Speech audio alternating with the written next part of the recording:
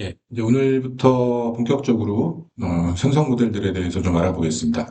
한 6시간 정도 이렇게 최신 생성 모델까지 알아볼 거고, 그게 끝나면은 이제 액션 본격적으로 생성하는 비전 랭귀지 액션 모델로 넘어가도록 하겠습니다. 자, 오늘 이제 베리에이션 오토인코더부터 시작을 하겠습니다. 네. 약자로 VA라고 하고요. V라고 읽기도 해요. 예, 그래서 뭐 편한 대로 읽으시면 될 것 같습니다. 자, 우리 이제 오늘이 생성 모델 첫 시간인데, 베리에이션 오토인코더가 조금 수학적인 내용이 좀 나와서 어려울 수 있는데, 그래도 한번 최대한 이해할 수 있도록 잘 노력을 해주시면 좋을 것 같아요. 자, 우리 그 생성 모델이라고 하는 거, 과연 뭘까요? 생성 모델이라고 하는 거는. 데이터로부터 배워요.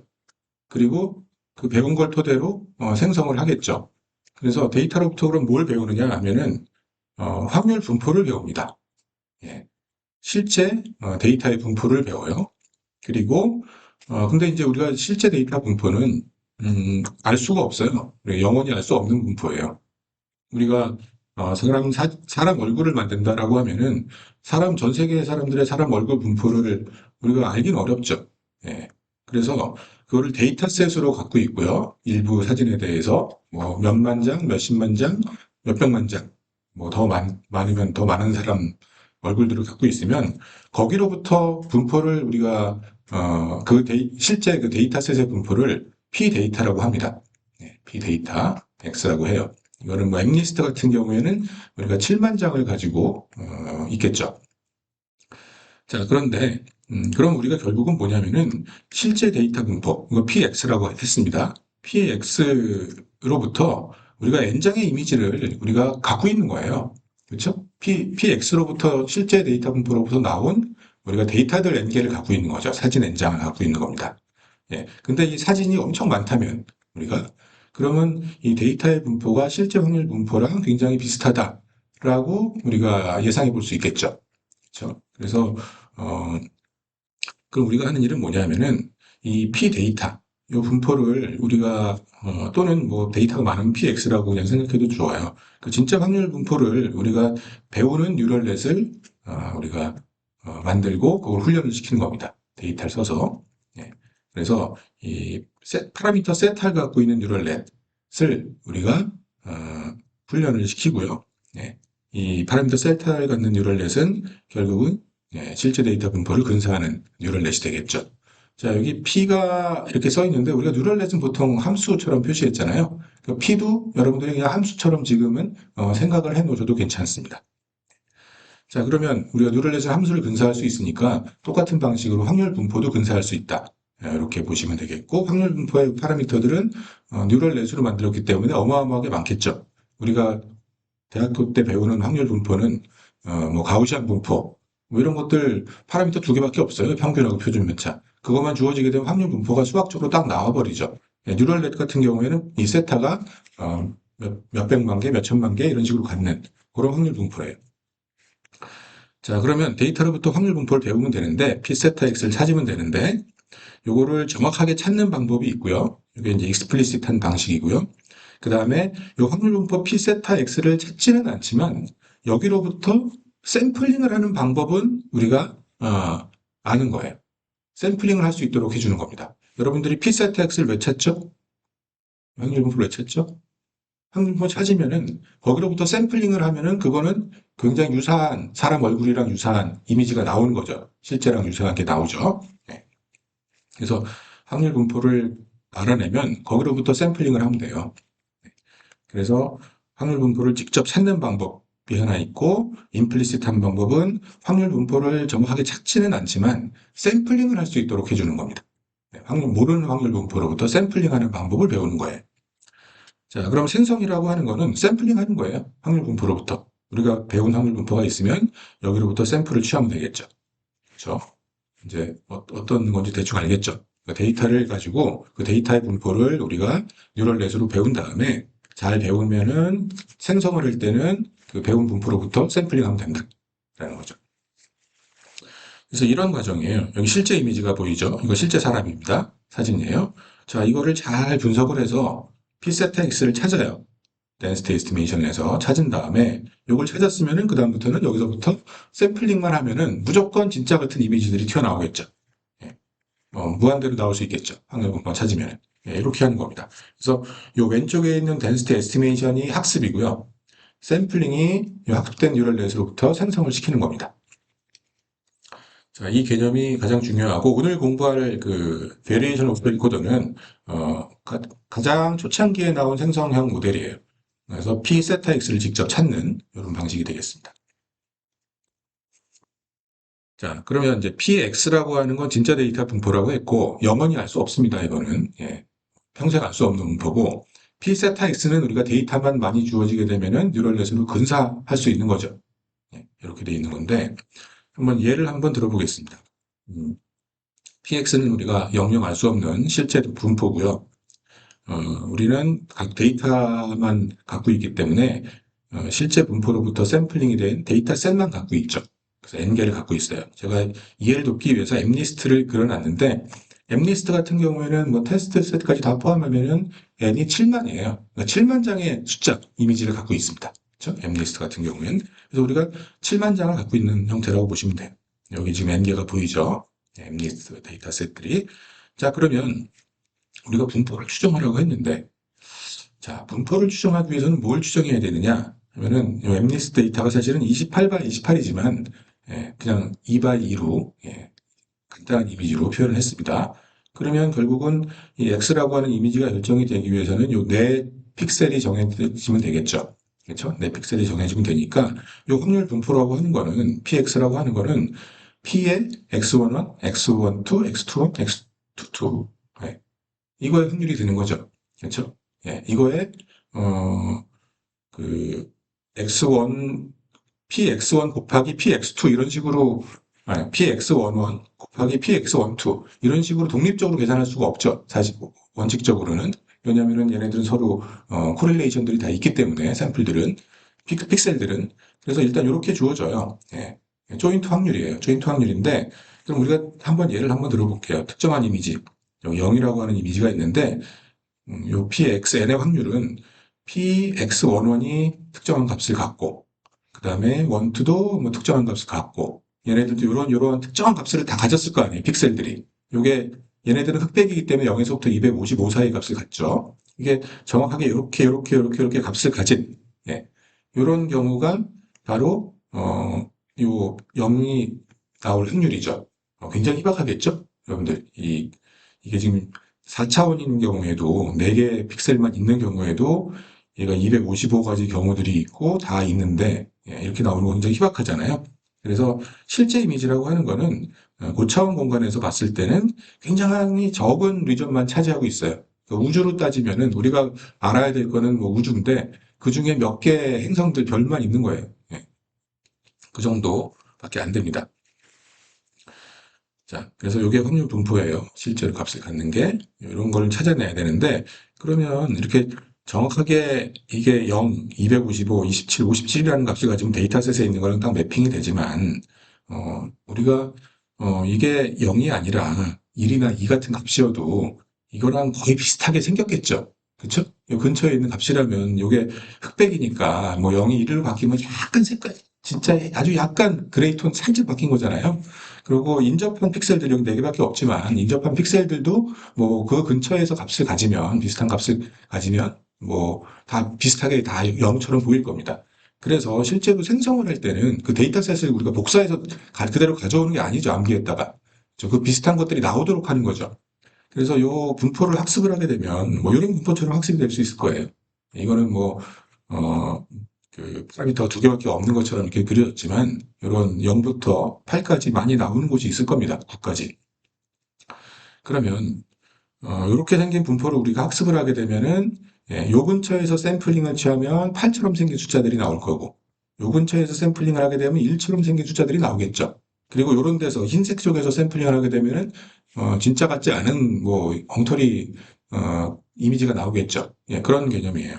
자, 그러면 요거를 다 적분하면 1이 돼야 되겠죠. 이거 확률 분포를 그려놓은 거니까. 예, 확률 분포고, 모달러티가 모드가 한 10개쯤 있는 이런 분포처럼 생겼을 겁니다. 자, 그러면 음, 한번 모델 디스트리뷰션을 제가 이렇게 그려놨는데, 여기 근사한 디스트리뷰션을 요거에서 p 세타가 x가 x1이랑 좀 비슷한 값을 갖는 요 확률은 이렇게 랜덤한 이미지가 생성되는 확률보다는 높아야 되겠죠. 요 분포상 배웠을 때. 그렇죠? 네. 그렇게 나와야 될 거고요. 결론적으로 할 거는 우리가 실제 데이터 분포를 추정할 수 있는, 실제 데이터 분포는 7만 개가, 이미지 7만 개가 정확하게 특정한 값에만 이렇게 임펄스처럼 튀어 있는 분포예요. 근데 그렇게 생긴 거지만 그 임펄스 근처에서 고르면은 그거랑 비슷한 것들이 나올 테니까, 그리고 1이라고 하는 특정한 숫자를 예를 들면은 임펄스들이 일들이 막 이런 데서 전체적으로 튀진 않겠죠. 1이 만들어지는 그런 부분들이 있을 테니까 그런 공간, 즉 이런 공간에서 우리가 샘플링을 할 수 있도록 확률 분포를 배우면 되겠습니다. 자, 아시겠죠? 조금 어려운 내용일 수 있는데 데이터가 뽑히는 확률 분포를 배운다, 이렇게 생각을 하시면 되겠어요. 자, 그럼 이제 생성 모델들의 어떤 그 분류를 한번 해볼게요. 생성 모델이라고 하는 거는 density를 분명하게 배우는, 명시적으로 배우는 방식이 있고요. 배우지 않는 방식이 있어요. 네, 명시적으로. 자, 명시적으로 배우는 방식은 확률 p 세타를 찾는 거예요. px를 추정하는 방식이에요. 그래서 그거를 트랙터블하게 확률 분포를 정확하게 찾는 방식이 오토 리그레시브한 방법, 그 다음에 노멀라이징 플로우 방법, 이런 것들이 있어요. 네, 이런 것들에 대해서도 바로 다음 시간에 살펴볼 겁니다. 요거하고 트랜스포머를 사용하는 방법도 다음 시간에 살펴볼 거고, 노멀라이징 플로우는 다다음 시간 정도 살펴볼 거예요. 그리고 approximate density, 그러니까 확률 분포를 정확하게 찾지는 않지만 근사해서 찾는 방법들이 있습니다. 그런 방법들은 오늘 살펴볼 Variation Autoencoder 이쪽 계통이 있고요. 그리고 에너지 베이스 모델이 있는데 요거는 시간 관계상 제가 생성 모델만 하는 과목 같으면 이것도 좀 다루면 좋은데 간단한 소개만 하고 넘어가도록 할 겁니다. 요거는 그리고 임플리시트 모델들이 요즘엔 많이 쓰이죠. 대표적으로는 이제 겐이 있는데요. 겐은 확률 분포를 아예 배우지 않고 샘플링하는 방법만 알려주는 애예요. 요거는 제가 지난 학기 AI 프로그래밍 시간에 한 2시간 정도 했었는데 요번 학기에는 다루지는 않도록 하겠습니다. 그리고 스토캐스틱하게 이터러티브 샘플링하는 방법이 요즘 이제 대세 방법이고, 요거에 대해서는 제가 이게 아주 중요하고 실제로 여러분들 그 피지컬 AI 모델에도 이런 방식들이 다 쓰이고 있어서 요거는 제가 시간 한 3시간 정도는 투자해서 강의를 하도록 하겠습니다. 조금 어려울 수 있는데 이 부분이 중요해요. 그래서 대부분의 내용들은 제가 다 다루도록 할게요. 겐으로다가 요즘에 그 생성하는 일은 잘 없어요. 특히 피지컬 AI 계통에서는 아무래도 최신 모델들을 좀 이용해서 사용을 하게 됩니다. 자, 그러면 오토인코더부터 한번 알아보도록 할게요. 베리에이션 오토인코더는 이제 오토인코더에서 유래가 된 거라서 오토인코더를 좀 먼저 아시면 좋습니다. 간단하게만 말씀드릴게요. 오토인코더는 정말 오래전부터 연구가 된 그 분야예요. 그래서 우리 유명하신 분들, 그 캐나다에 계신 그 두 분 계시죠? 요슈아 벤주하고 제프리 힌튼 그 교수님들도 예전에 이 오토인코더 연구를 굉장히 많이 하셨는데, 오토인코더는 뭐냐면은 구조는 굉장히 심플해요. 원래 이미지를 인코더를 통해서 압축을 해요. 이미지를 압축하는 거예요. 우리 압축 많이 하죠. 우리 컴퓨터 시간에도 이미지 압축 같은 거 하잖아요. 근데 이제 완벽하게 복원이 되도록 압축하는 방법도 있고 조금 손실을 시켜가지고 압축률을 높이는 방법도 있고 그렇죠. 그래서 얘도 인코더라는 걸 써서 작은 벡터로 압축을 시킵니다. 이미지를. 그리고 디코더가 있죠. 디코더는 원래 이미지를 복원해주는 기능을 해주는 거예요. 그래서 새로 복원된 이미지가 엑셋이라고 제가 표현을 했는데 이렇게 해주는 겁니다. 그러면은 이걸 어떻게 훈련을 시킬까요? 인코더하고 디코더를 다 훈련을 시켜야 되겠죠? 왜냐하면 압축을 시켰다가 복원을 해줘야 되니까 여기 차원이 여기가 맞춰서 들어가야 되겠죠. A by B 차원이고 또 칼라니까 3까지 해서 그런 사이즈가 이미지 사이즈가 들어가면 여기는 벡터가 예를 들어서 100차원 벡터다 라고 하면 100차원 출력을 내주면 되겠죠. 그렇게 해주는 거고 디코더는 다시 원래 거로 복원해주면 돼요. 차원이 반대겠죠. 자, 이렇게 해주면 되고, 자, 훈련을 시켜야 되는데 훈련하는 방법은 심플합니다. 뭐냐면은 x가 x이랑 서로 같아라 라는 로스만 주면 되겠죠. 그러면 인코더도 알아서 훈련이 될 거고 디코더도 훈련이 될 거예요. 그래서 x가 x이랑 같아라는 뭐냐면 픽셀 레벨에서 같아라는 얘기예요. 픽셀들이. 그러니까 첫 번째 픽셀, 원래 이미지 첫 번째 픽셀과 복원된 이미지의 첫 번째 픽셀이 값이 같으면 돼요. 예. n번째 픽셀은 n번째 픽셀이랑 같으면 돼요. 이런 식으로 그냥 로스를 줘서 훈련을 시킬 수가 있는데 이거죠 결국은.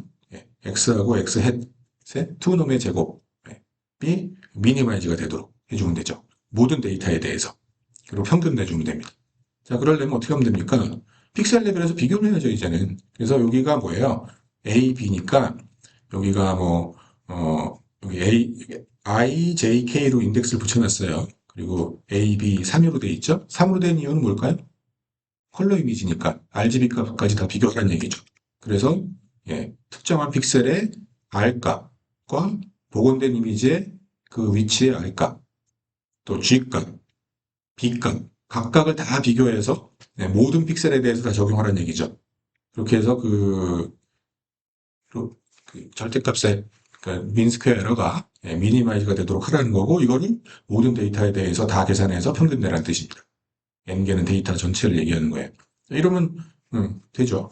예, 상식적으로 당연히 예, 이미지는 정확하게 복원할 수 있어야 되고 이렇게 훈련을 시키기도 하고 요거를 요 RGB를 말이죠. 예, 어떻게 하냐면은 RGB 값이 사실 0에서부터 255라는 숫자잖아요. 숫자인데 그거를 원화수로 풀 수도 있어요. 예, 0은 1, 0, 0, 0, 0, 0, 0에서 0, 254개. 1은 예, 0, 1, 0 쭉 들어가는 거. 그다음에 마지막 255는 다 0이고 마지막 거만 1. 이런 원화 벡터로 다 표현할 수 있죠. 그래서 원화수로 표현하고 그 원화를 맞추도록 하는 방법도 있어요. 이거를 이제 베르노이 디코더라고 해요. 이렇게 해주면 됩니다. 0이나 1만 맞추는 거니까 이진 분류하도록 하면 되고 그걸 0부터 256까지 그럼 위치별로 다 계산해 주는 거죠. 좀 무식한 방법 같이 보이는데 이 방법이 더 많이 쓰입니다. 베르노이 디코더 방식이 베리에이션 오토 인코더에서는 이 방식이 더 많이 써요. 같은 로스예요. 이제 원화수로 맞추게 하는 거랑 숫자를 직접 리그레션 시키는 거랑 그 차이인 거죠. 자, 이렇게 훈련을 하면 되고, 그러면 이제 오토인코더의 목표는 뭐냐면은, 이게 뭘까요? 이게 지금 기껏 압축한 다음에 열심히 복원하라 그러면, 압축을 왜 해요? 압축을 하는 이유는 뭐냐면 인코더를 쓰기 위한 거죠. 그래서 인코더가 필요해요, 사실은. 디코더는 왜 사용했어요? 인코더를 훈련시키려고 붙여놓은 거죠. 예, 인코더를 훈련을 시키기 위해서 디코더가 필요했던 거고, 얘의 목표는 압축이에요, 압축. 예, 압축이 목표입니다. 그러니까 이 X에 대한 어떤 축약된 표현을 얻는 게 목표예요. 이렇게 되고, 그리고 요거는 뭐 이미지인 경우에도 동작을 하지만 오디오, 텍스트, 뭐 다 모든 그 모달리티에 대해서 다 동작을 해요. 예. 뭐 액션도 마찬가지로 압축을 시킬 수가 있겠죠. 작은 공간으로. 그래서 뭔가 큰 거를 작은 쪽으로 압축을 시킬 때 쓰고, 그 다음에 그럼 이 뉴럴넷의 구조는 그럼 뭘 쓰느냐 하면은 이것도 마음대로예요. 차원만 맞춰주면 되겠죠. MLP를 써도 되고, CNN을 써도 되고, RNN을 써도 되고, 트랜스포머를 써도 되고, 뭐든지 다 됩니다. 예, 어떤 구조든지 제약이 없어요. 네. 자, 그러면 이제 대충 아시겠죠? 이 목표는 뭐다? 원래 픽셀 스페이스에 있는 거를 작은 벡터로 압축한 요 표현을 얻어내는 게 목표다. 요거는 이제 뭐 인베딩 보통 또는 피처 이런 것들을 뽑아내는 거죠. 자, 또 한 가지만 더 소개를 하면은 디노이징 오토인코더라는 게 있습니다. 오토인코더긴 오토인코더인데 노이즈 제거해주는 기능을 갖고 있는 오토인코더예요. 그럼 더 좋겠죠. 원래 이미지를 집어넣는데 거기 노이즈가 좀 껴 있어요. 근데 얘가 디코더를 쓰게 되면은 그 디코더가 그 노이즈를 제거해서 원래 깨끗한 이미지를 내줘요. 그거 굉장히 좋잖아요. 예. 그래서 여기서는 사실은 디코더가 더 중요한 역할을 하는 거죠. 인코딩을 했지만 예, 디코더가 복원해주는 기능도 갖고 있으니까. 그래서 이건 뭐냐면 원래 이미지를 우리가 노이즈를 섞어요. 노이즈를 섞어서 X 프라임을 만들어요. 그리고 X 프라임이 인코더에 들어가는 거죠. 그리고 압축을 한 다음에 디코더를 사용하게 되면은 디코더는 뭐예요? 예, 원래 이미지를 만들어내는 게 목표예요. X를. 이게 X가 돼야 돼요. 그러면 결국은 뭘까요? 로스 펑션을 만들려고 하면은 예, 여기 요 출력된 이 결과물은 G에 여기 들어가는 건 X가 들어가는데 X 프라임이 들어가죠.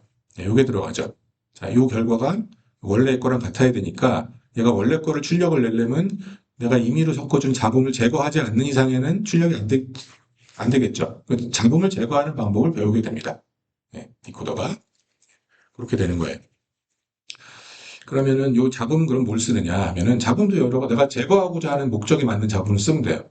뭐 예를 들어서 내가 그 굉장히 그 옛날 영화를 갖고 있어요. 그럼 막 화질이 안 좋죠. 막 이렇게 뭐가 이렇게 막 왔다 갔다 하고 예. 그런 종류의 노이즈를 섞어요. 일부러 원래 깨끗한 거에다가 그래서 그 제거하는 거를 배우는 거를 시키면 되겠죠. 그럼 얘가 디코더를 쓰게 되면은 요 디코더는 노이즈 원래 그 잡음이 좀 껴있는 게 들어가면 복원이 될 수 있는 이런 기능을 갖고 있겠죠. 예. 그래서 이게 이제 디노이징 오토인코더인데 이게 우리의 그 목표는 아니고 우리가 할 거는 이제 베리에이션 오토인코더이기 때문에 이제 뭐요 계통이랑은 좀 달라요. 그 설명을 드리기 전에 매니폴드 러닝이라는 걸 먼저 한번 알아보도록 하겠습니다. 매니폴드란 말 들어보셨나요? 매니폴드? 매니폴드는 뭐냐면은 그 저차원 공간을 얘기해요. 실제 데이터가 존재하는 그 저차원의 공간. 자, 우리의 데이터는 지금 요거는 A by B 픽셀이었죠. 고차원 공간이죠. 그렇죠? 굉장히 고차원 공간인데 얘는 자, 이거에 대한 저차원 표현을 우리가 얻어내는 게 인코더입니다. 그게 매니폴드 러닝입니다. 즉 이거의 저차원 그 스페이스를 공부하는 게 매니폴드 러닝인데 뭐 한번 예를 한번 들어보죠. 우리가 그 압축이 사실 가능하잖아요. 모든 데이터들은. 압축이 가능하다는 얘기는 그 압축되기 전 공간보다는 더 작은 공간으로도 충분히 이 데이터를 표현할 수 있었다는 뜻이 되죠. 우리가 그 압축을 해제하는 그 방법만 알고 있다면. 그러면 결국은 뭐예요? 우리가 이렇게 이거를 고차원 공간에서 어렵게 다룰 필요 없이 저차원 공간으로 줄여가지고 거기서 뭔가 우리가 핸들링을 할 수 있다라는 이제 얘기가 되는데 여러분들이 만약에 뭐 생성 모델을 우리가 하니까 우리가 공을 하나 만든다고 할까? 축구공을 하나 만든다고 해봅시다. 축구공을 생성을 하는데 축구공을 우리가 사진으로 찍으면은 픽셀 숫자만큼 그 데이터가 필요해요. 그렇죠? 그런데 여러분들이 축구공을 만들 때는 어떻게 만들 수 있죠? 축구공의 반지름, 그다음에 축구공의 색깔, 조명의 각도, 뭐 그렇죠?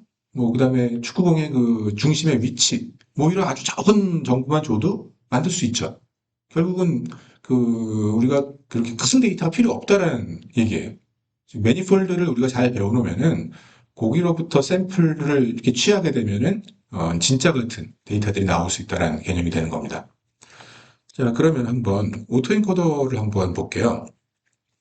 원래 이미지를 인코더를 통해 가지고 압축을 했어요. Z1으로. 자, 그래서 여기서부터 내가 생성을 하고 싶어 가지고 이게 100차원 벡터라고 했으니까 예를 들어서 100차원 벡터에다 값을 막 채워요. 아무거나. 그러면 그 이미지가 나올까요?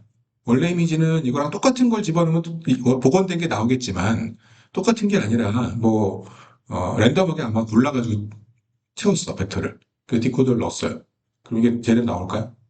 안 나와요 제대로. 우연히도 데이터에서 이렇게 압축했던 그 값이랑 비슷한 게 우연히도 들어가면 비슷한 값이 나오긴 하죠. 비슷한 이미지가 나오긴 하는데 그럴 확률은 굉장히 낮고 실제적으로는 뭔가를 그냥 막 채우면은 언리얼리스틱한 이미지가 나옵니다. 오토인코더에서는. 눈이 좋을 때 어쩌다 비슷한 거 하나 좀 질이 안 좋은 이미지는 나올 수는 있지만 대부분의 경우에 엉터리가 나와요. 근데 베리에이션 오토인코더는 우리가 공부를 하겠지만 이걸 매니폴드 러닝을 이 확률 분포로 해요. 확률 공간으로 해요. 그리고 가우지안 분포가 보이죠? 가우지안 분포로다가 이 원래 이미지를 다 트위스트 해놓는 겁니다. 원래 이미지를 무조건 가우지안 분포에 맞춰서 어, 가우지안 분포에 맞춰서 그러니까 G가 가우지안 분포를 갖도록 아니 이 원래 이미지가 가우지안 분포에 비슷하도록 그러니까 여기 나와 있는데 Q 뭐 Z 기분 X X가 주어졌을 때 G 값이 있잖아요. 이런 확률이 요 가우지안이 되도록 해주는 거예요. X가 이미지가 주어졌을 때 특정한 이미지가 주어졌을 때 G 값은 가우시안 분포에서 샘플링이 된 형태의 값이 존재할 수 있도록 해주는 거죠. 이렇게 줄여주게 되면은 내가 샘플링을 할 때 무조건 이거는 가우시안 분포로부터 샘플링이 된 것처럼 값이 채워져 있을 거 아니에요. 얘네들은. 그래서 이 값은 여러 개니까요. 100개라고 했으면 100개 각각이 다 가우시안 분포로부터 나온 거기 때문에 얘가 이제 값을 G2를 만들 때요. 내가 가우시안 분포로부터 샘플링을 해서 벡터를 채워주게 돼. 아무 벡터 값이나 만들어지진 않죠. 그 분포에 맞는 벡터 값이 채워지겠죠. 그래서 이거를 밀어넣게 되면은 그럴싸한 이미지가 나오게 됩니다. 그러니까 얘는 그 오토엔코더는 매니폴드 러닝이 실제적으로는 확률 분포를 배우는 게 아니에요. 근데 얘는 확률 분포에 꾸겨 넣는 겁니다. 이 원래 이미지 차원을 확률 분포에 꾸겨 넣어서 거기로부터 샘플링을 하도록 디코더가 되어 있어서 원래 이미지처럼 나오게 되는 거예요. 그래서 얘는 G를 무슨 값을 집어넣어도 여기서부터 샘플링만 하게 되면 표준 정규 분포로부터 샘플링만 하게 되면 그럴싸한 이미지가 나와요. 그런 특성을 갖습니다. 자, 그 이제 원리를 이제 지금부터 말씀을 드리도록 하겠습니다. 저자는 여기 유명하신 분인데 킹마라고 하는 분이 이제 2013년도에 발표를 했고 뭐 인용 횟수도 많죠. 이게 이제 이거 자체를 지금 뭐 생성 모델로 그대로 쓰진 않겠죠. 이게 2013년도에 나온 거니까. 근데 영향을 많이 줬어요. 뭐 VQVA, 달리 이런 데 다 영향을 주고 있고 내부적으로는 베리에이션 오토인코더 이런 그 컨셉이 다 들어가 있습니다. 이걸 알아야지 생성 모델들을 거의 대부분 다 이해할 수 있어요. 그래서 이거는 필수입니다. 그리고 제가 나중에 간단하게 소개할 뭐 월드 모델, 여기서도 초창기 월드 모델도 요 베리에이션 오토인코더를 사용하고 있습니다. 자, 그러면은 우리가 한번 이걸 한번 볼게요. 베이스 룰을 좀 알아야 되는데 이제 우리가 수식을 전개하다 보면 여러분들 베이스 룰 다 그 배우죠. 네, 베이스 룰은 뭐냐면 이거예요. 자, 이게 뭐냐면은 여러분들 그 여기 X하고 Z의 교집합되는 부분이 있죠. 이게 발생할 확률은 두 가지 방법으로 구할 수가 있는데 PX가 먼저 발생을 하고 그 다음에 PX가 발생한 상태에서 Z가 발생하는 즉 PX가 먼저 발생을 해야 되고요. 이 확률이 곱해져야 되고 그 다음에 P Z 기분 X X가 주어진 조건 하에서 Z가 발생할 확률이죠.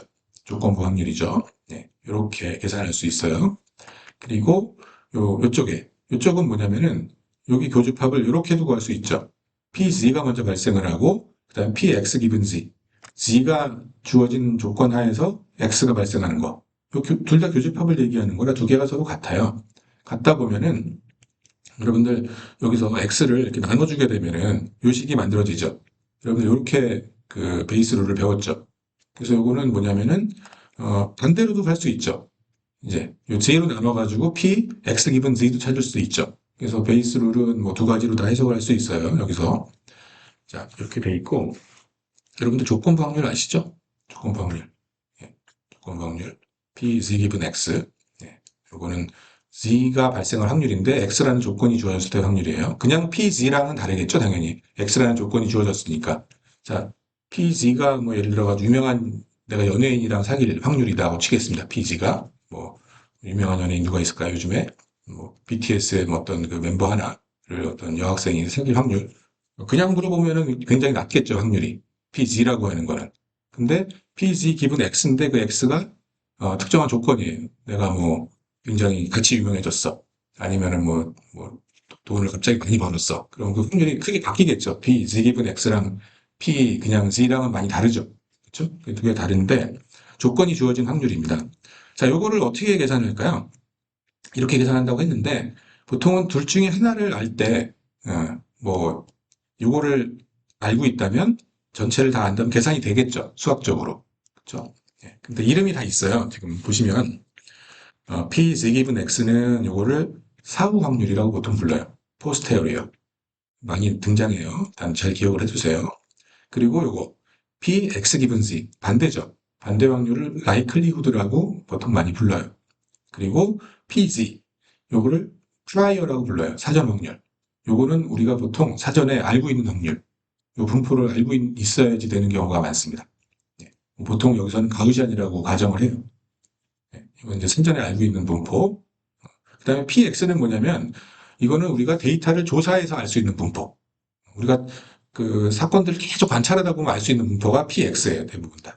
그래서 이거는 데이터를 통해서 우리가 추정을 해내게 되고 PZ는 우리가 미리 가정을 하고 있고 그럼 두 개를 안다면 요거를 알거나 요거만 알면 둘 중에 하나를 구할 수 있죠. 그렇죠? 그렇게 되는 거죠. 요거는 이제 아래를 에비던스라고 보통 많이 부르는데 여러분들이 기억해 두실 거는 요 프라이어를 잘 기억해 두시면 돼요. 미리 가정하고 있다라는 거 이거를 알아두면 되고 자 그럼 PX를 어떻게 계산하느냐 PX를 계산하는 방법은 요 마지널라이제이션을 써서 보통 계산을 합니다. 자 이렇게 PX를 계산하는 식은 이건데 여러분들 이 식은 직관적으로 다 이해가 돼요. 왜냐면은 X라고 하는 거는 우리가 이걸 알아내고 싶은데 우리가 조건이 주어진 상태에서 X밖에 몰라요. 예를 들면 P, X는 모르는데 P, X 기분 Z는 알아요. 특정한 조건이 주어진 상태에서 X의 확률들은 우리가 알고 있을 수 있어요. 왜냐면 우리가 좁히게 되면 여러분들 조건이 우리가 그 찾는 범위를 좁혀주는 거죠. 예.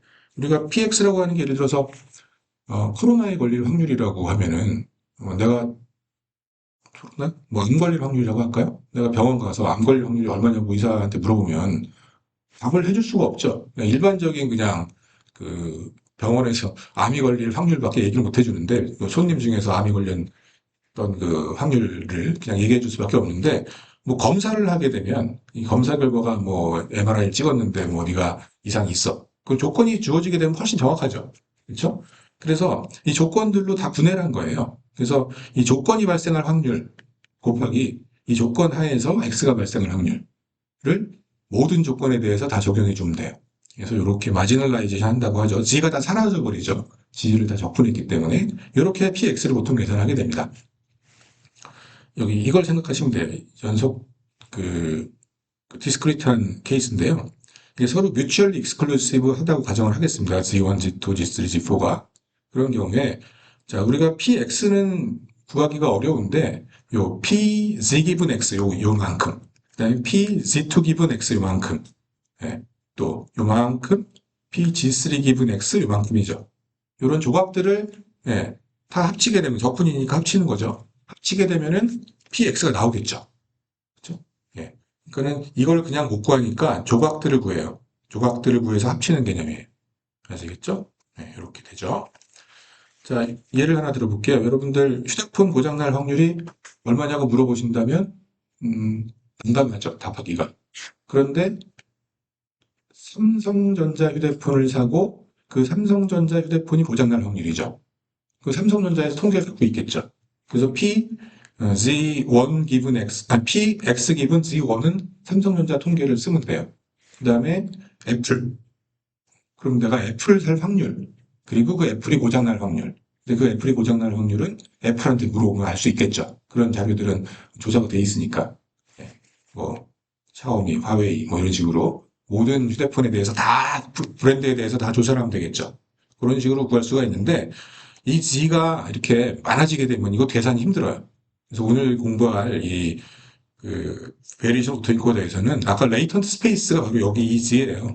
네, 근데 그 레이턴트 스페이스의 그 벡터 값은 무한대 값입니다. 실제로는. 그래서 이렇게 계산하는 건 사실상 어려워요. 자, 요거를 알아둔 상태에서 한번 해볼게요. 자, 베리에이션 오토인코더는 이렇게 생겼는데 X를 G로 압축했다가 G를 X로 복원하는 이런 개념이죠. 그러면 우리가 P, Z 기분 X, 즉, 이 G가 데이터로부터 진짜로 나올 정말 실제 확률이죠. P, Z 기분 X는 X가 주어졌을 때 G의 확률이니까요. P, Z 기분 X를 우리가 당연히 모르죠. 이거를. 예. 데이터가 주어진 X가 주어졌을 때 Z 값이 뭐가 되라라고 하는 거는 우리가 뭐 이건 알 수가 없는 거기 때문에 이거를 인코더가 배우도록 해요. P 파라미터 파일에 갖는 인코더를 두고요. 인코더가 요 확률 분포를 배우도록 하는 거예요. 근데 P를 똑같이 쓰게 되면은 여기서 또 P가 나오니까 헷갈리니까 Q를 썼어요. 저자들이. 그러니까 여러분들이 P를 뭐 사용할 수도 있습니다. 대신 다른 확률 분포라는 거를 여러분들이 잘 구분을 할 수 있어야 되기 때문에 좀 혼돈스러워요. 그래서 아예 숫자를 다르게 썼어요. 예, 문자를 Q 이렇게 돼 있는 거예요. 자, 그러면 우리가 이 포스테리어 즉 요거 P is given X 요거를 근사할 건데 뉴럴 넷으로. 자, 그럼 요거를 이제 우리가 한번 계산을 한번 시도를 한번 해보겠습니다. P is given X라고 하는 거는 아까 베이스 룰에 의해서 PX분의 예, 요거죠. 기억나시죠? 전에 봤으니까. 근데 우리 요 X given Z는 뭐냐면은 X 기분 G는 G가 주어졌을 때 X의 확률이잖아요. G가 주어졌을 때 X의 확률. 우리가 이걸 디코더로 근사할 거예요. 예. 디코더가 하는 일이죠, 이게 바로. 그래서 이걸 배우게 할 거예요. 파라미터 세타가 갖는 뉴럴넷이. 원래 세타가 없는 실제 확률 분포는 모르죠, 당연히 이것도. 그렇기 때문에 근사할 거예요. 그 파라미터 세타가 갔기 때문에 세타를 썼어요. X도 마찬가지예요. 예. 뉴럴넷으로 근사할 거기 때문에 PX를 우리가 모르죠, 당연히. P 세타 X로 근사를 할 겁니다. 이렇게 쓸 수가 있는데, 그러면 P 세타 X가 우리가 목표죠. 최종적인 목표.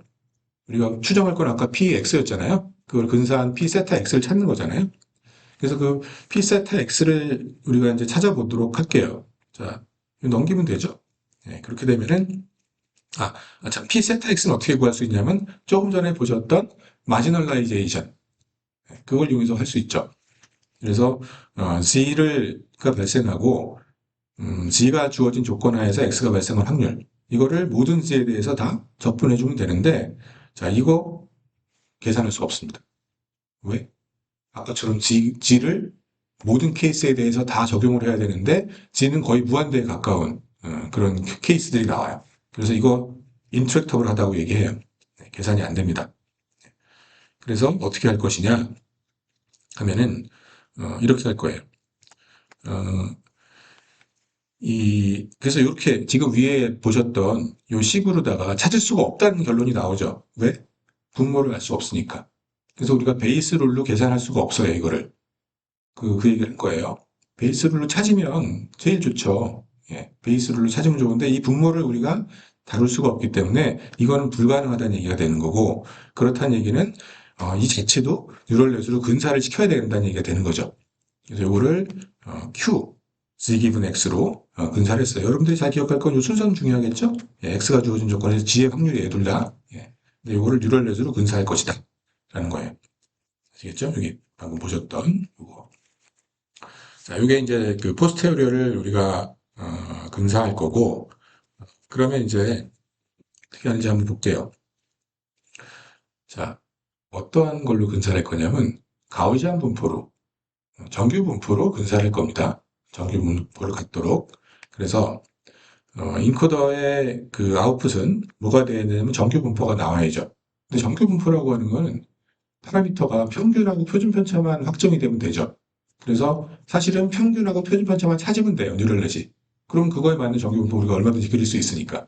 그래서 얘가 인코더가 결국 할 일은 뭐냐면 x가 들어갔을 때 x의 평균 그리고 x의 표준 편차 요거만 잘 추정해내면 되겠죠. 문제가 생각보다 심플하죠. 그렇죠? 그렇게 하면 되고 그렇게 한 다음에 이, 이 G가 이 평균과 표준 편차 이건 분산이죠. 제곱을 했으니까 이렇게 이런 분산을 갖는 확률 분포를 따르도록 하면 되겠죠. 그렇죠? 여기 나오는 이 G들이 각 표준 그냥 정규 분포가 되도록 하면 되는 거죠. 그러면 여기로부터 이제 정규 분포니까 거기서 적당히 샘플링을 해서 G를 만들어주게 되면 원래 이미지로 이제 복원할 수 있다. 이런 개념이에요. 자, 그리고 제가 미리 말씀드렸듯이 요 G는 얘는 평균하고 표준 편차를 당연히 이미지가 들어가면 예, 그 이미지가 평균 표준 편차들이 값이 나올 텐데 우리 프라이어라고 하는 것 요거는 표준 정규 분포를 가정을 해요. 데이터 X에 상관없이 표준 정규 분포를 따른다라고 가정을 해요. 그래서 표준 정규 분포는 제로 민 앤 유닛 베리언스죠. 평균이 0이고 분산이 1인 분포죠. 근데 이게 무슨 표준 정규 분포일까요? 제가 숫자를 볼드로 써놓은 이유는 이게 스칼라가 아니란 뜻이죠. 아이덴티티 매트릭스고요. 이건 0이란 뜻이에요. 0행열. 이게 뭘까요? 모든 방향으로 다 그 제로미는 유닛 베리언스가 돼야 돼요. 파라미터가 지금 여기 3차원으로 보이니까 그 두 개가 있죠. 평균 이 양쪽으로. 그렇죠? 근데 이게 굉장히 복잡한 공간이라면은 그 아이소트로픽한 표준 정규 분포가 나와야 됩니다. 모든 방향으로 다 동일한 예, 그 경사를 갖는 분포를 아이소트로픽하다고 얘기해요. 예. 그래서 이렇게 생긴 것으로부터 샘플링을 취하면 돼요. 얘가 예를 들어서 128차원 벡터다. G가. 그러면 128차원이에요, 얘가 2차원이면 이렇게 그림 그릴 수 있어요. 그렇죠? 이렇게 양쪽으로 평균이 두 개가 있으니까. 근데 128차원이면 그림은 못 그려요, 우리가. 상상만 할 수 있지. 예, 뭐 모든 방향으로 다 평균이 0이고 표준 편차가 1이다라고 생각하면 되겠습니다. 이걸부터 샘플링을 해서 G를 채워주게 되면 이 G를 디코더에 밀어 넣으면 이미지가 그럴싸한 것들이 나오는 거예요. 자, 그래서 여러분들 기억해 넣어야 될 거는 포스테리어는 이거는 데이터 디펜던트하죠. 지금 보면은. 그렇죠? 근데 프라이어는 데이터랑 상관없이 표준 정규 분포죠. 이렇게 가정을 해 놓은 거예요. 음, 이, 여러분들 이 포스테리어를 표준 정규 분포, 제로미넨 유니페리언스라고 하면은 안 되겠죠. 모든 이미지가 다 똑같은 평균 표준 편차를 내면 안 돼요. 이미지마다 약간씩 다른 것들이 나와야 돼요. 뭔가를 우리가 배우려면. 자, 그래서 한번 이 어떻게 학습이 되고 어떻게 그 생성이 되고 하는 것들을 우리가 이제 공부를 하도록 할 텐데, 우리 리파라미터라이제이션 트릭이라는 게 있어요. 이거는 많이 쓰입니다. 앞으로 베리에이션 오토인코더를 포함해서 모든 경우에 상당히 많이 쓰이는데, 샘플링을 수학으로 대체한 뭐 개념이다라고 보시면 돼요. 자, 보시면 인코더에다가 이미지를 밀어 넣죠. 이미지 X를. 그러면 얘가 뭘 뱉는다 그랬죠? 입력 이미지의 평균과 표준 편차를 뱉어낸다고 했죠. 이거 벡터 값이기 때문에 이렇게 써놓은 거예요. 벡터들을 쭉 뱉어요. 자, 그런데 음, 우리가 샘플링을 하려면 그 표준 정규 분포로부터 뭔가 값을 뽑아야 되는데 얘네들은 지금 미분 불가능하죠. 끊겨 있죠. 그래서 백프로파게이션으로 뉴럴넷을 훈련을 시키려면은 걔를 수식 형태로 바꿔줘야 됩니다. 그래서 이렇게 그 트릭을 그렸어요. 표준 정규 분포로부터 벡터 값을 하나 추출을 해요. 이거 가능하겠죠? 예, 그거를 입실론이라고 해요. 그리고 나서 뭐 했어요? 곱하기예요, 곱하기. 예, 시그마에다 곱하고 그 다음에 평균에다 더했죠. 그러면 요거는 요거죠. 이렇게 해서 G를 만들었죠, 지금. 그걸 수식으로 쓰면 이거죠. 그렇죠? 예, 요거잖아요. 여러분들 요거 뭔지 아시죠? 예, 평균이 0이고 표준 편차가 1인 그 표준 정규 분포를 평균이 미우고 표준 편차가 시그마의 분포로 바꾸는 거잖아요, 이게 결국은. 그렇죠? 예. 이렇게 해준 거예요. 이렇게 해줘서 요렇게 G를 만들어요. 그럼 G가 이렇게 만들어지죠. 그러면 요거를 여러분들이 이 평균이 뮤고 표준 편차가 시그마인 분포로부터 샘플링을 한 거랑 똑같은 결과죠. 근데 그걸 수식으로 표현할 수 있죠. 이렇게. 그래서 우리가 샘플링하는 과정을 이렇게 수식으로 바꾼 거예요. 이렇게 하기 위해서 여기에다가 표준적인 분포를 발생을 시키고 뭐 곱하기 더하기 해서 벡터를 만들어내면 됩니다. 그럼 백프로파게이션 시킬 때는 이게 식이기 때문에 쭈루루룩 타고 내려오는 경로가 만들어지겠죠. 여기서 뭐 샘플링 하는 거 없이 그냥 G가 이렇게 만들어지니까. 그래서 미분 가능합니다. 그 훈련이 가능해요, 결국은. 네, 그렇게 만들어주기 위한 거고. 그럼 이제 훈련은 어떤 목적을 가지고 하느냐 하면은 우리가 훈련돼야 되는 곳은 어디예요? 인코더하고 디코더죠. 인코더에 있는 파라미터 파이하고 디코더에 있는 파라미터 세타. 요거를 로스를 줄이는 방향으로 훈련하면 되는데 이거는 기본적으로 베리에이션 오토인코더이기 때문에 내가 나온 출력이 서로 같으면 되죠. 그래서 리컨스트럭션 로스예요. 자, 이게 왜 이렇게 나오는지는 뭐 뒤에서 좀 보도록 할 텐데 이 크로스 엔트로피 로스고요. 네.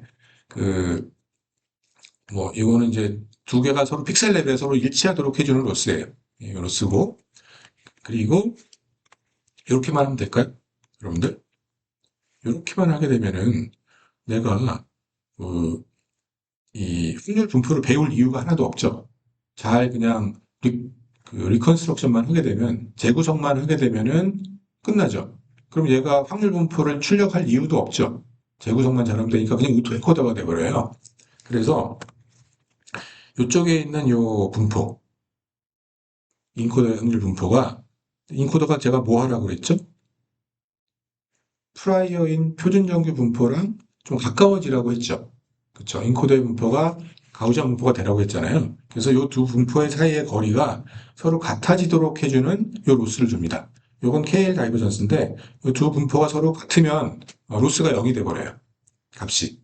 그리고 두 분포가 차이가 커질수록 큰 값을 내요. 그럼 얘가 로스이기 때문에 두 분포의 차이가 커지면 큰 로스를 받겠죠. 그럼 결국은 이 인코더가 하는 일은 로스를 줄이기 위해서는 표준 정규 분포에 가까이 내도록 훈련이 되겠죠. 예, 이렇게 해주는 겁니다. KL 다이버전스는 제가 지난 학기에 이제 했었는데, 그, 뭐 잠시 후에 그것도 한번 뭐 조금 더 보도록 할게요. 유도 과정 지난 다음에.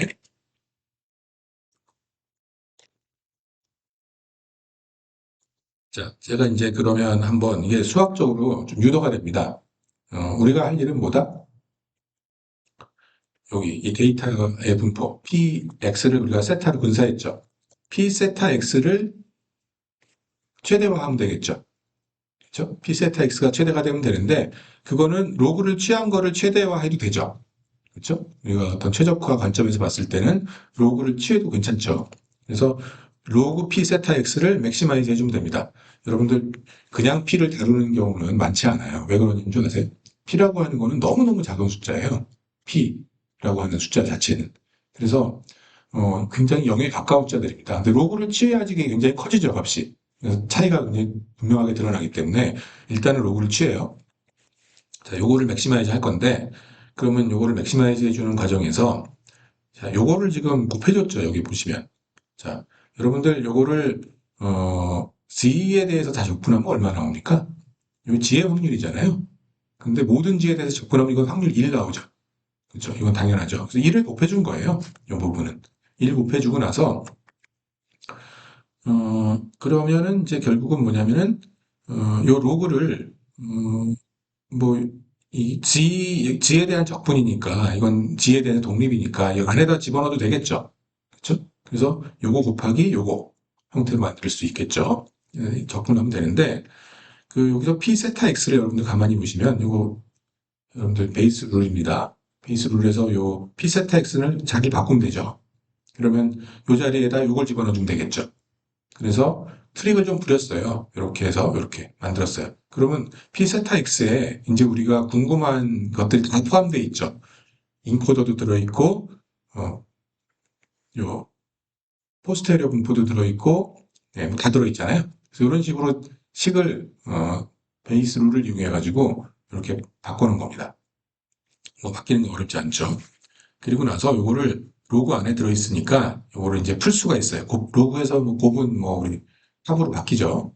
그래서 보시게 되면 이제 분해를 좀 예쁘게 하기 위해서 좀 트릭을 그렸는데 여기 보시면 P세타 요거는 원래 있던 거고요. 그 다음에 요것도 원래 있던 거죠. 그리고 요거는 새로 만든 거죠. 지금 분모 분자에 똑같은 거 곱했죠. 그렇죠? 뭐 이거랑 똑같은 식이잖아요. 사실 분모 분자에 똑같은 게 곱해진 1이 곱해진 거니까 결국은 그래서 이건 그대로 온 거고 그리고 색깔별로 이제 분해를 하면 돼요. 자, 로고 이쪽에 있는 거 그냥 나오죠. 이렇게. 그 다음에 이 하늘색 계통은 분모 분자가 지금 바뀌었죠. 요건 지금 요건 상수니까 그대로 붙어 있는 거. 분모 분자가 바뀌었죠. 순서가. 분자가 분모가 되고, 그죠? 그러면서 부호가 마이너스가 생겼죠. 원래 더하기여야 되는데, 맞죠, 이것도? 그리고 나머지, 이제, 색깔상 남은 거 두 개예요. 그럼 그냥 그건 뒤에다 써줬어요, 이렇게. 네. 요식 전개한 겁니다. 네. 쭉 전개해요. 자, 그렇게 놓고 또 잘 쳐다보니까, 이거 어디서 많이 본식들이 막 등장을 하게 되는데, 요 왼쪽에 있는 요 텀은 뭐냐면은, 이게 확률이잖아요. 예, 확률. 그러니까 이거의 기대값이에요. 요 주황색에. 기대값의 정의죠, 이게 바로. 기대값의 정의에 의해서 확률을 곱하면 되잖아요. 별량에다 확률을 곱하면 기대값 정의니까 요거의 기대값이에요. 요거의 기대값으로 표현하면 되고, 예, G는 여기서 나와야 되겠죠. 예, 기대값을 정의해서 그냥 이렇게 바꿔서 표현할 수 있고, 그 다음에 이걸 가만히 들여다보면은, 요거는 KL 다이버전스인데, 요거랑 요거랑 서로 같죠, 지금? 얘랑 같아요. 그리고 얘가 다른 분포죠. 그래서 요 분포하고 요 분포의 거리를 계산해주는 KL 다이버전스예요. 이것도 똑같아요. 이거랑 같은 거니까, 요 놈과 요 놈의 거리를 계산해주는 KL 다이버전스입니다. 자, 그러면, 어, 이거는 이제 우리가 찾을 수가 있는 것들인데, 여기서 이거는가 문제예요. 여기 맨 마지막 텀을 보게 되면은, Q 파이의 z 기분 X. 자, Q라고 하는 건 X가 들어가서, 예, 이렇게 나오죠. 그쵸? 예, z 기분 X죠. 요거는, 어, 뭐, 있고요. 요거는 이제 우리가 찾은 인코더니까 알고 있는데, 요거. P 세타의 Z 기분 X. 자, 우리가 P 세타는 X 기분 G를 지금 모델링 한 거지. 반대의 경우, 반대는 뭐예요? X가 주어졌을 때 G. 이거는 우리가 뭐 정의한 적도 없고 알 수도 없죠. 그래서 이거는 언노운이에요. 이 부분이. 이 부분을 우리가 모르는 겁니다. 그런데 얘는 KL 다이버전스이기 때문에 무조건 이 거리는 0보다 크거나 같아요. 이 길이는. 그러한 사실만 알고 있어요. 나머지는 몰라요. 이 분포 자체를 우리가 알 수 없는 분포이기 때문에 대신 KL 다이버전스이기 때문에 이게 양수라는 건 알고 있습니다.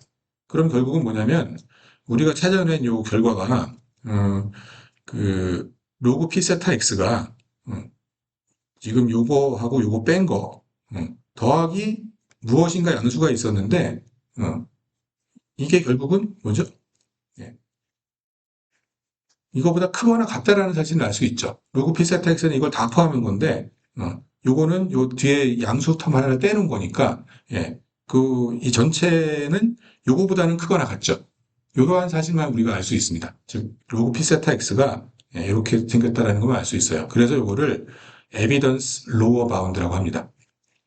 보다 크거나 같다라는 것만 알 수 있는 거고 예, 참고로 요 왼쪽에 있는 요 로스를 리컨스트럭션 로스라고 하고요. 재구성 로스.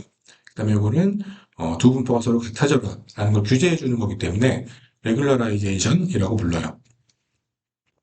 자, 케일 다비전스 다시 한번 뭐 복습하는 슬라이드인데 이렇게 계산했었습니다. 두 분포 P하고 Q 사이의 어떤 두 확률 분포가 얼마나 비슷한지를 측정하는 지표고 이렇게 계산했죠. 아까랑 똑같이. 그러니까 우리가 그라운드 트루스라고 생각하고 있는 분포, 우리가 뭐 가정한 분포라든지 그런 것들은 PI고요. 그리고 모델이 출력한 분포는 PQI라고 하겠습니다. 이거죠. 분포. 그러면 이 두 분포의 길이를 이렇게 구했습니다. 그라운드 트루스 곱하기 로그의 두 확률의 B. 연속인 경우에도 똑같은 경우로 접근해서 구하면 돼요. 이렇게 구했기 때문에 앞에 거가 바로 KL 다비전스랑 똑같다는 걸 보실 수가 있어요. 여기가 서로 같았죠? 분모가 다르고. 그럼 요거는 항상 양수 0보다 크거나 같고요. 0이 되려면은 두 분포가 완전히 같아야 되고요. 그 경우밖에 없고, 그 다음에 KL 다비전스는 이 순서를 바꾸게 되면 다른 값이 나와요. 원래 길이는 사실은 이게 시메트릭 해야 되는데 순서를 바꾸면 다른 값이 나오죠. PQ 순서를 바꾸게 되면. 그래서 완벽한 거리는 아니에요. 그냥 차이를 알려주는 지표 정도라고 보시면 됩니다. 이거를 시메트릭하게 바꾼 버전도 있어요. 젠슨 제넌 다이버전스라고. 여기서 뭐 거기까지 다루지는 않을 거고 이렇게 나오고. 자, 그러면 우리가 모델을 다시 한번 보면 이거였어요. 아까 그렸던 그림. 자, 이제 한번 실제로 계산을 시도해 보겠습니다. 자, 이미지를 우리가 아까 어떻게 표현할 수 있다 그랬냐면 베르노이 디코더를 쓰게 되면은 A 곱하기 B 곱하기 3에다가 원화까지 맞추는 걸로 할 수 있다 그랬죠. 그렇죠? 그리고 원화시기 때문에 0부터 1 사이죠.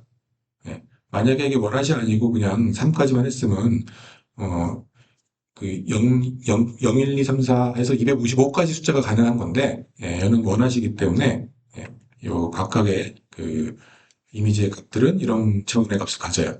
자, 그러면 아까 로스 펑션을 우리가 여기서 지금 여기 부호가 마이너스고 여기 플러스가 됐죠. 근데 이전에는 반대였죠? 부호가? 여기 이게 플러스고 여기가 마이너스였잖아요. 왜 그랬을까요? 로스라고 하는 건 네거티브 로그 라이클리후드예요. 이거를 지금 맥시마이즈 하는 거를 지금 제가 10으로 써놨지만 실제로 뉴럴넷은 로스를 미니마이즈 해야 되죠. 그래서 마이너스 붙이고 걔를 미니마이즈 해주는 식으로 훈련하면 됩니다. 예. 그래서 이게 로스 펑션이거든요. 예, 로스 펑션인데 자 이렇게 생겼습니다. 그대로 가져왔어요. 그러면 우리가 지금 그 이 얘를 지금 이미지를 이렇게 가정을 했죠. 베르누이 분포라고 가정을 했기 때문에 베르누이 분포에 맞춰서 이 확률이 베르누이 분포예요. 예, 베르누이 분포식을 가져다 쓰면 돼요. 실제로는 요 파란색 박스는 이렇게 계산할 수 있죠. 제가 처음에 보여드렸죠. 예, 베르누이 분포식으로 이렇게 계산할 수 있습니다. 예, 좀 뭐 이게 무식한 것 같이 보이지만 네, 그 원합값 하나하나를 다 맞추도록 예측하도록 해주는 거죠. 이렇게 계산할 수 있고 계산량이 어마어마하겠죠. 지금 시그마들이 엄청나니까. 예, 엄청나고 이게 하나의 이미지에 대한 계산이에요. 지금 특정한 이미지에 대해서 이거를 모든 이미지에 대해서 다 계산을 해줘야 되죠. 기대값이니까. 근데 모든 이미지에 대해서 계산하는 거는 너무너무 계산량이 많습니다. 그래서 이 저자가 어떻게 했냐면 하나만 골랐어요. 하나를 대표값으로 써서 평균이라고 친 거예요. 원래 이게 기대값이니까 평균을 내야 되는데 평균을 내지 않고 대표값 하나만 취한 겁니다. 좀 특이하죠.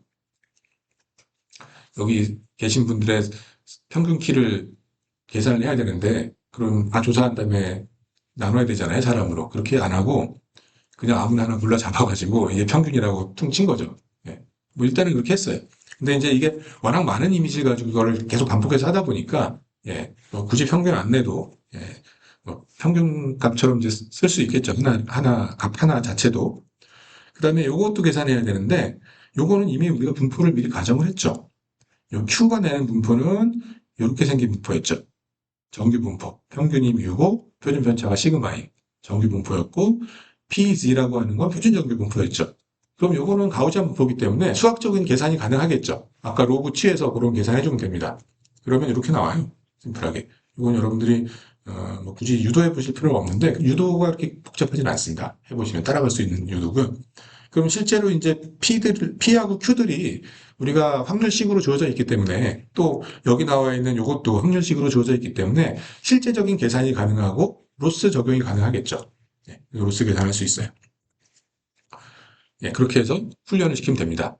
그러면 이제 파라미터, 파이하고 세타를 우리가 배우도록 되겠죠. 훈련이 되겠죠.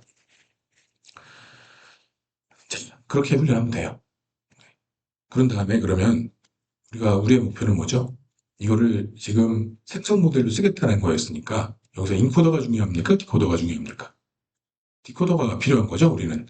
Z를 그냥 표준 정규 분포로부터 샘플링을 해서 채워 넣게 되면 그럴싸한 이미지가 나와야 되겠죠. 네, 이렇게 해주는 거예요. 그래서 생성하는 과정은 심플해요. 우리 표준 정규 분포, 아이소트로픽한 표준 정규 분포에서 Z를 골라요. 그렇죠? 아이소트로픽한 분포니까 모든 방향으로 다 평균 0, 표준편차 1인 그런 분포로부터 그게 128차원 벡터였다면 128개가 한꺼번에 뽑히겠죠. 그렇죠? 한꺼번에 뽑히면 그거를 채워요. 얘는 무조건 표준 정규 분포를 따르는 벡터 값이죠. 고르게 되면 요거를 밀어넣게 되면 이미지가 그럴싸하게 나오게 됩니다. 빗세타가 이미지 복원하는 걸 잘 배웠기 때문에 잘 생성을 하게 돼요. 좀 신기하죠? 표준 정규 분포가 그 벡터 차원이 128차원을 제가 말씀드렸는데 거기서 128개 값이잖아요, 사실은. 그 값들만 이게 아무거나 표준 정규 분포를 따르는 값이었다면 그것들이 그러면은 그게 이미지로 무조건 나오는 거예요. 데이터로 배웠던 이런 비슷한 것들이 튀어나오도록 이렇게 설계가 되어 있습니다. 이 분포가 좀 표준 정규 분포가 좀 약해 보이죠. 굉장히 복잡한 분포를 우리가 좀 상정을 하고 그걸 배우게 해야 될 것 같았는데 그렇지 않고 표준 정규 분포에서만 샘플링을 하게 되면은 만들어줬잖아요. 예. 왜 그런 게 가능했을까요? 우리가 진짜 복잡한 이미지가 표준 정규 분포에 가까워지는 이러한 일은 사실 그렇게 많지 않죠. 그 디코더가 굉장히 큰 일을 해준 거예요. 디코더가 얘를 진짜 이미지 같이 복원해 줄 수 있는 큰 능력을 갖고 있는 거죠. 얘가 딥 뉴럴넷이기 때문에 디코더가 잘 배우는 겁니다. 표준적인 분포를 진짜 이미지처럼 만들어주는 그 기능을 잘 갖고 있는 건데 여기서 중요한 게 하나 있습니다. 어, 이 디코더가 너무 성능이 좋으면은 이거 여기 그 표준 정규 분포로부터 샘플링을 하면 무조건 이미지가 만들어지잖아요. 그런데 음, 이 원래 이미지들이 조금씩 달랐죠. 영도 같은 영이라도 조금씩 막 달랐잖아요. 그럼 얘가 조금씩 다른 결과를 내고 그게 어쨌든 그 내용이 반영이 돼 있어야 되는데 얘는 지금 어, 이게 그 인코더가 낸 그 후방 분포가 이 사전 확률 분포랑 너무 같아지게 되면은 사실은 이 G가 쓸모가 없어져 버려요. 그쵸? 얘가 이미 표준적 분포로 막 출력을 내고 있다면 인코더가 그럼 이게 G가 쓸모가 없죠. 그래서 G가 쓸모 없어지는 현상을 포스테리어 컬랩스라고 합니다. 그러면 인코더가 이미 표준적 분포처럼 답을 내놓고 그러면 거기로부터 그냥 생성하게 되면은 완벽한 표준적 분포처럼 인코더가 출력을 냈다면은 모든 이미지의 평균적인 값밖에 안 나올 거예요. 근데 그 G가 좀 역할을 하기 위해서는 G를 넣었을 때 다른 이미지들이 막 튀어나와야 되겠죠. 예, G들을 좀 다르게 막 넣었을 때 표준적으로부터 샘플링이 되는 게 굉장히 다양한 값들이 만들어질 테니까 그거를 다양하게 넣으면 다양한 이미지들이 나와야 되는데 그렇지 않을 수 있습니다. 그래서 그런 거를 우리가 포스테리오 컬랩스라고 하고 뭐 이런 걸 좀 방지하기 위해서 KL 다이버전스가 너무 강하게 작용하면 안 되겠죠. 두 분포가 서로 같아져라 때문에 지금 생기는 거니까 같아지긴 같아지는데 완벽하게 같아지게 하는 건 좋은 게 아니고 조금 떨어지게 같아지게 해야 되겠죠. 예, 좀 쉽지 않아요. 그래서 그런 걸 조절하는 게 이제 베타 VA라고 합니다. 그러니까 여기 아까 KL 다이버전스 텀에다가 예, 요거가 이게 로스잖아요. 로스의 비율을 요거 비중을 좀 낮춰주는 거예요. 뭐 0.1, 뭐 이런 식으로. 그럼 리컨스트럭션이 조금 더 중점이 되겠죠. 그렇죠? 뭐 이런 식으로. 자, 뭐 생성된 예시를 한번 보게 되면은 이런 형태의 그림을 만들어줍니다. 레이턴트 스페이스 상에서 우리가 인터폴레이션 한번 해볼게요. 벡터 G를 뭐 하나 랜덤하게 표준 정규분포로부터 샘플링을 해서 이미지를 만들면 이런 게 하나 나왔다고 칠까요? 네, 일단 나왔습니다. 그럼 그 벡터 G를 우리가 샘플링한 거 알고 있으니까 그 벡터 G를 살짝 값을 한번 바꿔봐요. 그러면 요거랑 굉장히 비슷한 이미지가 만들어지겠죠. 그렇죠? 그렇게 해야 되는데 벡터지를 하나 골라서 처음에 골라서 하나 만들고 또 다른 벡터를 그거랑 조금 떨어져 있는 벡터를 하나 또 샘플링을 했다고 치겠습니다. 그랬을 때 이게 나왔다고 치겠습니다. 이런 이미지가 나올 수 있겠죠. 그러면은 이게 벡터 Z1이 있고 Z2가 있다면 이게 둘 다 디코더의 입력으로 사용됐던 건데 그 중간에 인터폴레이션 할 수 있겠죠. 벡터 값을. 128자원짜리 벡터인데 하나는 전부 다 0이었고 하나는 전부 다 0.1이었다고 칠까요, 내용이? 그러면은 얘가 0에서 0.1 사이에 있는 값, 0.01 이런 값들을 넣어주게 되면은 이렇게 점점 값을 키워줄수록 0.1에 가까워질수록 이거랑 비슷해지겠죠. 네. 그래서 레이턴트 공간상에서 어떤 그 방향성을 갖고 있습니다. 인터폴레이션에서 만든 이미지들은 이렇게 되죠. 그러면 이렇게 봤을 때 오른쪽을 보고 있던 게 점점 왼쪽을 보죠. 그렇죠? 예, 이런 식으로 만들 수 있어요. 오른쪽을 보던 이미지를 만들었던 레이턴트 벡터. 그 다음에 왼쪽을 보는 이미지를 만들었던 레이턴트 벡터가 있다면 그 사이의 값을 벡터 값을 주게 되면 줘서 이미지를 생성하게 되면은 이런 방향성을 보여준다라는 거고 여기도 무표정했는데 웃죠. 웃는 그런 그 레이턴트 벡터가 있었다면 그 중간에 있는 값들, 벡터 값들을 쭉 넣어주게 돼서 이미지를 만들면 이런 것들이 만들어집니다. 그 방향성을 갖고 있어요. 이런 식으로 해가지고 사람 웃게 할 수도 있고요. 어둡게 할 수도 있겠죠. 가능하겠죠. 요걸 이제 뭐 컨셉 벡터 이렇게 막 부르기도 하는데, 음, 이걸 찾을 수 있잖아요. 웃도록 해주는 그 값을. 이거 빼기 이거 하면 웃는 벡터가 나오는 거죠. 그렇죠?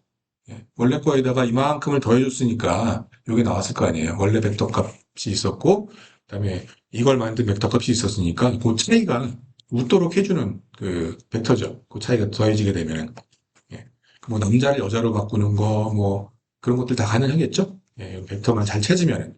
예, 그래서 레이턴트 스페이스 상에서 컨트롤이 좀 가능하다. 라는 걸 보여드리는 거고, 실습은 제가 좀 몰아서 하기로 했으니까 제가 코드들은 여기 나와 있는데요. 여러분들이 직접 한번 해보는데 베리에이션 오토인코더 코드는 매우 간단해요. 왜냐면은 그냥 오토인코더 코드랑 똑같아요. 뉴럴넷 구조는. 로스만 다르겠죠? 로스의 리컨스트럭션만 있던 게 거기에 KL 다이버전스 텀이 하나 더 들어가 있는 것밖에 없습니다. 그래서 오토인코더 코드하고 거의 똑같이 생겼습니다. 코드 자체는. 좀 단순한 엠리스트 이그샘플은 여기 나와 있고 조금 복잡한 하이퀄리티 이미지에 대해서 생성하는 건 여기 코드 나와 있으니까 여러분들이 한번 들어가셔서 한번 코드 한번 보시고 학습도 한번 시켜보시고 뭐 엠리스트 같은 거 금방 학습돼요. 오래 걸리지 않습니다. 베리에이션 오토인코더는. 자, 그 다음에 이제 컨디셔널 베리에이션 오토인코더인데 지금 가만히 보시면은 요 오토인코더는 뭘 만들었죠? 랜덤하게 이 G를 채워 넣었잖아요. 디코더에다가. 그럼 뭐가 만들어질지 모르죠. 그리고 이 아무 G들이나 막 집어넣으면서 관찰을 하면서 이게 웃는 방향으로 가는 거는 어느 정도 벡터, 무슨 벡터구나라는 걸 역으로 추정했을 뿐인데 이거를 우리가 영을 생성해라, 얘를 생성해라, 또는 뭐 안경 쓰고 웃는 남자를 만들어라 이런 식으로 뭔가 조건을 좀 주고 싶죠. 조건에 맞는 이미지를 만들고 싶은데 그게 바로 컨디셔널 베리에이션 오토인코더입니다. CVA라고 불러요. 이 C자를 소문자로 쓰는데 이건 저자들이 이렇게 썼기 때문에 뭐 써야죠. 따라서 C를 소문자로 쓰고 훈련시키는 방법은 너무 심플해요. 여기 원래 인코더, 디코더 똑같은 구조인데 아까는 X 집어넣고 복원만 시켰는데 여기다가 차원을 조금 늘려줘요. 레이블, 이거 뭐 X 레이블이에요. 1, 2, 3, 4 뭐 이런 레이블이라고 하겠습니다. 그럼 그 레이블 값이 같이 들어가요. 같이 들어가고 생성을 할 때도 레이블 값이 같이 들어가요. 그러니까는 훈련을 시킬 땐 여기도 연결이 돼야 되고 이쪽으로도 연결이 돼야 되겠죠. 그렇죠? 이렇게 생긴 뉴럴넷을 훈련을 시키면 돼요. 간단해요. 그래서 인코더는 뭘 배워야 돼요? 그냥 z 기분 x가 아니죠. y라고 하는 레이블이 주어졌을 때 z를 만들어내는 거죠. 그럼 이 z라고 하는 거는 레이블이 가미됐을 때마다 다르겠죠. 1이라고 하는 게 주어지게 되면은 거기에 맞는 벡터들을 만드는 거를 배웠을 테니까 나중에 생성할 때도 그 레이블을 주고 생성을 시키게 되면은 맞춰서 생성하겠죠. 이런 식으로 훈련을 시키면 됩니다. 이 생성 모델도 마찬가지죠. 그냥 x가 아니라 x 기분 z가 아니라 x 기분 z and y 이게 주어진 상태에서 이미지를 만들도록 훈련을 시키면 됩니다. 이거는 실제로는 엘보가 이렇게 계산이 돼요. 아까처럼 y가 들어가고 여기도 y가 들어가죠. 그러면 아까 이제 그 베르노이식하고 그 다음에 KL 다이버전스 실제로 계산할 때 이게 반영이 돼서 식이 만들어질 거고 그 결과가 나오겠죠. 그렇게 해서 훈련을 시키면 됩니다. 이거 어차피 데이터로 주어져 있는 거예요. X, Y. 그래서 그냥 식으로 그냥 계산돼서 나와요. 쉽게 계산할 수 있습니다. 아까 이게 엘보기 때문에 이게 사실은 좀 부가적인 텀을 우리가 무시했죠, 사실은. 그래서 그것 때문에 좀 한계가 있어요, 베리에이션 오토인코더는. 자, 생성할 때는 샘플링을 할 때는 Z를 하나 골라 잡고 Z만 고르면 안 되고 Y도 줘야 되겠죠. 그래서 이런 식으로 해서 샘플링을 하게 됩니다. 그러면 샘플링을 한다는 건 데이터를 만든다는 뜻이에요. 왜 그런 뜻이죠? 우리가 배워놓은 확률 분포로부터 샘플링을 하는 거니까 데이터 생성을 똑같은 의미로 써요. 샘플링이라고. 제너레이트나 샘플링이나 같은 뜻이에요. 여기서 이 샘플은 진짜로 샘플하는 거고. 그래서 이미지들을 만들어낼 수가 있습니다. 그러면 예를 들어서 레이블이 0부터 9까지가 있었다라고 하면은 훈련을 할 때는 인코더, 여기 디코더만 보이지만 인코더도 같이 배워야 되고 그리고 생성을 할 때는 레이블 주고 그 다음에 레이턴트 벡터도 주고 레이턴트 벡터 주는 방법은 표준 정규 분포로부터 샘플링 하면 되죠. 그래서 레이턴트 벡터 채워주고 내가 만들고 싶은 3에 해당하는 레이블 뭐 00, 1, 00000000 뭐 이런 거 채워주게 되면은 얘가 거기에 맞는 이미지 만들죠. 그렇게 만들도록 훈련이 됐으니까 여태까지 지금. 그래서 조건에 맞는 이미지 만드는데 당연히 이 y가 똑같이 3이라고 하는 레이블이 들어가더라도 이 샘플링된 Z들이 서로 다르면은 서로 다른 이미지들이 만들어지겠죠. 그래서 3이라고 하는 레이블을 줬지만 내가 Z1이라고 하는 벡터가 골라졌으면은 뭐 이런 거. Z2는 다른 벡터니까 또 이런 거. Z3도 다른 벡터니까 이런 이미지. 이런 형태로 뭐 좀 다양한 이미지들이 나올 수가 있습니다. 예. 우리가 그냥 무작정 생성하는 것보다는 조건부 생성이 실제적으로 우리가 더 중요한 거고, 예, 이런 조건부 생성들은 또 뒤에서도 많이 나오게 됩니다. 자, 그럼 이제 요약을 한번 해보면 베리에이션 오토인코더가 결국 뭐 한 거예요? 결국 디코더인데 우리가 쓰고 싶은 거는 그 디코더라고 하는 거는 입력 Z를 받아야 되는데 그 Z를 표준정규 분포로부터만 샘플링을 해서 채워주게 되면 그 디코더는 그럴싸한 이미지를 무조건 만들어준다. 그 이유는 그 원래 데이터 분포를 표준정규 분포에 가깝도록 인코더가 이미 다 보내놨기 때문이다.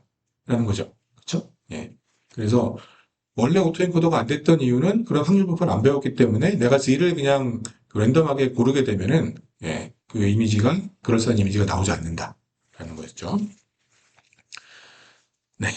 그래서 요 정도까지 하고 예, 오토인코더 베리에이션 오토인코더를 마치도록 하겠습니다. 근데 이제 베리에이션 오토인코더가 이렇게 디코더를 지금 우리가 사실 쓰고 있는데 생성 모델처럼 지금 사실은 그 디코더를 별로 쓰지 않아요. 성능이 별로 좋지 않아요. 왜냐하면 이미지들이 전부 블러리한 형태가 많아요. 선명하지가 않아요. 베리에이션 오토인코더가 생성한 이미지를 보게 되면은 뿌연 이미지들이 많습니다. 그거를 좀 선명하게 바꾼 버전이 VQVA가 있어요. 네, 그 버전은 이제 다음 시간에 이제 나오게 되는데 그 VQVA는 이제 그 디코더가 좀 많이 쓰이는데 베리에이션 오토인코더는 사실은 인코더가 더 많이 쓰여요. 원래 목적은 생성 모델이었는데 리프레젠테이션 러닝 할 때 그때도 많이 사용이 됩니다. 네, 참고하시면 되겠고 네, 오늘은 여기까지 하고 마치도록 하겠습니다.